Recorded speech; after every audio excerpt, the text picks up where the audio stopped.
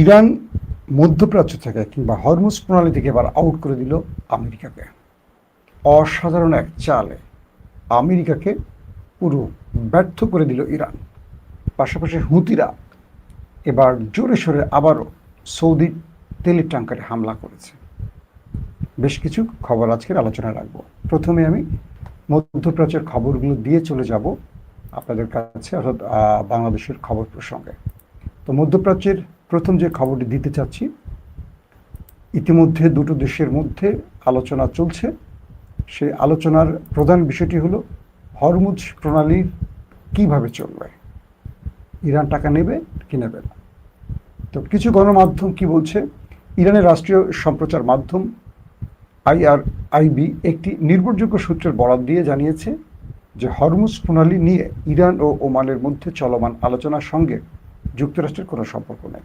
এখানে মূল খেলাটা কি আমি একটু পরে বিস্তারিত বলবো। অসাধারণ একটা খেলা খেলছে ইরান, সেটার ইঙ্গিত দিয়ে গেলাম। দ্বিতীয় যে বিষয়টি সেটি হলো, এর আগে মার্কিন পররাষ্ট্রমন্ত্রী মার্ক রুবিও প্রণালীটি নিয়ে আলোচনার অগ্রগতির কথা জানিয়েছিলেন। অন্যদিকে মার্কিন অর্থমন্ত্রী স্কট বেসেন্ট ইঙ্গিত দিয়েছেন যে আজ বা কালকের মধ্যে একটি চুক্তি হতে পারে। পাশাপাশি হুতিরা দাবি করেছে তারা উত্তর লোহিত সাগরে ওয়াফা নামের একটি সৌদি তেলের ট্যাঙ্কারে ব্যালিস্টিক ক্ষেপণাস্ত্র দিয়ে হামলা চালিয়েছে। আসেন এবার আপনাদের কয়েকটা খবরের বিশ্লেষণ আগে একটু তুলে ধরার চেষ্টা করি। আমেরিকার মূল কৌশলটা কি ছিল? আমেরিকা এখান থেকে ইরানকে হটিয়ে নিজেরা দায়িত্ব নেবে, নিয়ে এই অঞ্চল দিয়ে বিলিয়ন বিলিয়ন ডলার তারা কামাই করবে। ট্রাম্প সেই ঘোষণাটা দিয়েছিল যে এই অঞ্চলে আমেরিকা নিরাপত্তা দিবে সব জাহাজকে, বিনিময়ে প্রতিটি জাহাজ 20% টাকা বা টোল দিয়ে যাবে আমেরিকাকে। মানে ইরান কিন্তু এত চায় না, ইরান অনেক কম চেয়েছে। তো আমেরিকা এই অঞ্চলে ইরানের জলসীমায় এসে নিরাপত্তা দিয়ে তারা নিজেরা এটাকে দখল করার একটা পরিকল্পনা করেছিল। এখন কি হলো, তারা নেভাল ব্লকেট দিয়ে হরমুজ আটকাবার চেষ্টা করলো। ইরান সেই নেভাল ব্লকেটকে টার্গেট করে সিরিজ অ্যাটাক করে করে করে করে দুর্বল করলো, মধ্যপ্রাচ্যে মেরে আমেরিকাকে তক্তা বানায় দিল। ওকে, আমেরিকার 80% প্যাট্রিয়ট মিসাইল শেষ হয়ে গেছে, থার্ড মিসাইল শেষ হয়ে গেছে, যে কারণে তারা মার খেয়ে কাতার এবং পাকিস্তানের মধ্যস্থতা যুদ্ধবিরতির প্রস্তাব আবার দিয়েছে, কারণ তাদের অস্ত্র ফুরিয়ে আসছে। এই সময়টিতে ইরান থামেনি, ইরান সারপ্রাইজ অ্যাটাকও করেছে। ইরান কি করলো, চালাকিটা ওমানের সাথে তারা একটা পরিকল্পনা করলো। মাঝখানে ওমান ইরানের পক্ষে ছিল, আমেরিকা এবং মধ্যপ্রাচ্যের চাপ খেয়ে ওমান ইরানের বিরুদ্ধে চলে যায়। এরপর ইরান ওমানের সিরিজ কয়েক দফা অ্যাটাক করে। কয়েক দফা অ্যাটাকের পর কি ঘটে, আবারও তো কয়েক দফা অ্যাটাকের পর ওমান সোজা হয়ে যায় ভয়ে। কারণ ওমান বুঝতে পারে যে আমেরিকার পক্ষে থাকলে ইরান তাদেরকে ছাড়বে না। ইরান তাদের কন্টিনিউ এভাবে হামলা করে বাকি আরবের মতো শেষ করে ফেলবে। এই ভয়টিতে ওমান আবারও ইরানকে প্রস্তাব পাঠায় যে আমরা তোমার সাথে আলোচনা করতে চাই, তুমি আমাদেরকে আর ধোলাই টোলাই দিও না। ইরান কি করে, ওমানের কথা রাখে, ঠিক আছে তোমাকে আর ধোলাই দেব না, কুয়েত কাতার জর্দানের মতো তোমাকে আর মারবো না। কারণ যেহেতু ইরানের মিত্র বন্ধু ওমান, মাইরা মানে মাঝে মাঝে বড় ভাইরা ছোট ভাইদের মাইরা সঠিক রাস্তা চিনায়, এরকম। তো ওমানের সাথে আলোচনা হয়। সেই ওমান বলে হরমুজের ঢোকা আর বের হওয়ার যে সিস্টেম, একটা কন্ট্রোল করবে ইরান, একটা কন্ট্রোল করবে ওমান, এবং দুই পক্ষ যে টোল আদায় করবে এটা ভাগাভাগি করে নেবে। এই দুই পক্ষ যখন টোল আদায় করবে, এখানে কি আমেরিকা আছে? যখন আমেরিকা হরমুজ নিয়ে পোদ্দারি করতে আসছে, মাস্তানি করতে আসছে, বেশি ভাব দেখাইতে আসছে, ইরান ওমানকে ভাজে এনে এমন একটা চুক্তি করে ফেললো যে চুক্তির ফলে হরমুজে বা ওমান সাগরে আমেরিকার আর কোনো খানা নাই, আউট হয়ে গেছে পুরা। সেই চুক্তিটি ওমান এবং ইরানের মধ্যে হয়ে গেল। এটা কালকের এবং আজকের ব্রেকিং খবর। কালকে আমি খবরটা দিয়েছিলাম, আজকে আরেকটু আপডেট হলো। এখন ইরান বলছে আমেরিকাকে, তুমি কি, তুমি এই অঞ্চলে আমার সাথে আলোচনা করবা, কথা বলবা, চুক্তি করবা, তুমি কে? তুমি কি আমার স্টেক হোল্ডার? তুমি কি আমার প্রতিবেশী? তুমি কি আমার সাগরের অর্ধেক মালিক? না, তুমি 10,000 মাইল দূরে, ভাগো। তোমার এখানে কি কাজ? কোনো কাজ নাই, তুমি তো আসলে মাস্তানি করতে। তুমি যদি মাস্তানো, আমি মাস্তানের আব্বা। তো তুমি দেখছো না মধ্যপ্রাচ্যে তোমাকে মাইর আমি সোজা করছি, তুমি তো আমার দেশকে এটা করবা সেটা করবা বহুত হুমকি দিচ্ছ, আবার তুমি পা ধরে সিজফায়ার করছো। ওকে, এখন হরমুজ ওমান সাগরের যেই জাহাজ আসা যাওয়া নিয়ে সমস্যা তৈরি হয়েছে, আমরা সমাধান করে ফেলছি নিজেরা। আমি আর ওমান সিদ্ধান্ত নিয়ে নিয়েছি যাওয়া এবং আসা, আমার মধ্য দিয়ে, ওমানের মধ্য দিয়ে।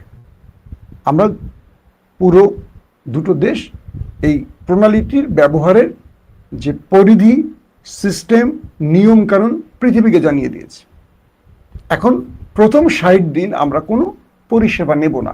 এটার নিরাপত্তা সহ যে কাজগুলো এখন ওমান আর ইরান করবে, এটার জন্য খরচ যাবে, সেই পরিষেবাটা আমরা এখন 60 দিন নেব না। 60 দিন পর থেকে এই অঞ্চলে পরিষেবা গ্রহণ করা শুরু হবে, এবং যেই পরিষেবাটা আসবে এটা ইরান এবং ওমান নেবে। তুমি আমেরিকা চলে যাও। এখন আমেরিকা কি করবে? আমেরিকা একটা পুরো মাইনকা চিপায় পড়ে গেছে, কারণ ওমান এবং ইরানের এই খেলায় আমেরিকার আর কোনো খানা নেই। বিষয়টা বোঝেন নেই? বিএনপি, জামাত, তারা চুক্তি করে নিল, সরকারি দল, বিরোধী দল, যে এখন থেকে রাষ্ট্র পরিচালনায় আমরা এইভাবেই কাজগুলো করব। আওয়ামী লীগের আর খানা আছে? এই মুহূর্তে নাই। তো আমেরিকা আওয়ামী লীগ হয়ে ঢুকছিল, এখন যদি বিএনপি জামাত আন্ডারস্ট্যান্ডিং করে নেয়, ধরেন তারা করেই রাখছে মোটামুটি, আওয়ামী লীগের কোনো অবস্থা আছে, কোনো কথা আছে? আওয়ামী লীগ রাজনীতিতে কোনো বিষয়, ফ্যাক্টর এখন কিচ্ছু না। তো ইরান এমন একটি চাল দিল, ওমানকে নিয়ে আমেরিকা আউট হয়ে গেল, এই অঞ্চলে তাদের আর কোনো খানা থাকলো না। আসেন, এদিকে লোহিত সাগরে সৌদির তেল ট্যাঙ্কারে ব্যালিস্টিক ক্ষেপণাস্ত্র হামলার দায় স্বীকার করেছে এবার ইয়েমেনের হুতিরা। তারা জানিয়েছে ইয়ানবুর কাছে সৌদি ট্যাঙ্কার ওয়াফা আক্রান্ত হয়েছে, যার ফলে 22 জুলাই থেকে লক্ষ্যবস্তু হওয়া ট্যাঙ্কারের সংখ্যা বেড়ে 8 দাঁড়িয়েছে। অর্থাৎ সৌদির 8টি ট্যাঙ্কারে হুতিরা সফল অ্যাটাক চালিয়েছে। ইয়েমেনের হুতি গোষ্ঠী আজ দাবি করেছে তারা ইয়ানবু উপকূলের কাছে উত্তর লোহিত সাগরে সৌদি তেল ট্যাঙ্কার ওয়াফাকে একাধিক ব্যালিস্টিক ক্ষেপণাস্ত্র দিয়ে হামলা চালিয়েছে। গোষ্ঠীটির সামরিক মুখপাত্র ইয়াহিয়া সারি এক্সে দিয়ে এক বিবৃতিতে বলেছেন যে ক্ষেপণাস্ত্রগুলো ট্যাঙ্কারটিতে সঠিকভাবে আঘাত হেনেছে। তিনি বলেন, এই হামলাটি ছিল সৌদি আরবের বিরুদ্ধে গোষ্ঠীটির তথাকথিত সামুদ্রিক অবরোধ ও অবরোধের বদলে অবরোধ কৌশলের অংশ। ইয়াহিয়া সারি বলেন, এই হামলার ফলে 22 জুলাই অবরোধ শুরু হওয়ার পর থেকে গোষ্ঠীটির লক্ষ্যবস্তুতে পরিণত হওয়া সৌদির তেল ট্যাঙ্কারের সংখ্যা দাঁড়ালো 8-এ। বুঝতে পারছেন? তিনি আরও বলেন যে 29টি সৌদি তেল ট্যাঙ্কারকে লোহিত সাগর ও আরব সাগর দিয়ে যেতে বাধা দেওয়া হয়েছে। তিনি বলেন, বাব আল মান্দাব প্রণালী থেকে গোষ্ঠীটি তথাকথিত অবরোধ আরোপে সফল হওয়ার পর তাদের তেল ট্যাঙ্কারগুলোকে উত্তর লোহিত সাগরের দিকে ঘুরিয়ে দিয়েছে। এবং তিনি বলেন, ফলাফল যাই হোক না কেন, দলটি মানে বিদ্রোহী হুতিরা সামুদ্রিক প্রবেশ পথ বন্ধ করতে এবং সৌদির তেল ট্যাঙ্কারগুলো চলাচল আটকাতে উত্তর লোহিত সাগরে হামলা অব্যাহত রাখবে এবং আরও তীব্র করবে। এখন পর্যন্ত সৌদির পক্ষ থেকে কোনো বক্তব্য আসেনি। আপনারা মোটামুটি আজকের মধ্যপ্রাচ্যের ব্রেকিং সংবাদগুলো পেয়ে গেছেন। এখনও হুতিরা ধোলাই খাচ্ছে, হুতিদের হাতে ধোলাই খাচ্ছে সৌদি আরব। পাশাপাশি আমেরিকা মানে ইরানের কাছে তার বড় একটা পরাজয় ঘটে গেছে। আরও অনেকগুলো খবর ছিল, রাতে দেব। এখন আসি বাংলাদেশ প্রসঙ্গে। আপনাদের প্রথমে একটু বিরক্ত করে ফেলছিলাম না, সিস্টেমে একটু প্রবলেম হওয়ার কারণে। আজকে বায়তুল মুকাররমের উত্তর গেটে বোধহয় জুলাইয়ের দ্বিতীয় বর্ষ পালন করছে 11 দলীয় জোট। সেই 11 দলীয় জোটের প্রোগ্রামে মোটামুটি 11 দলের সব নেতারা আসছেন। জামাতের আমির ডক্টর শফিক, আক্তার হোসেন, নাসিরউদ্দিন পাটোয়ারি, মামুনুল হক সহ সব পক্ষের বক্তব্য আসে।